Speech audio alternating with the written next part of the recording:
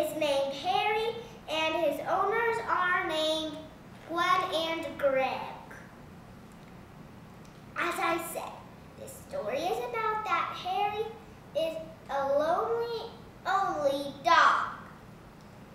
And so, because of that purpose,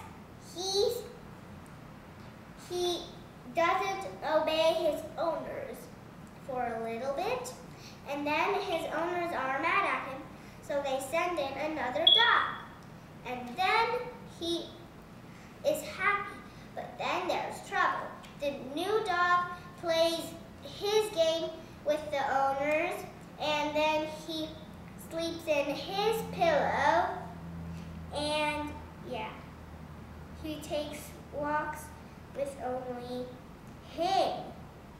And they notice that because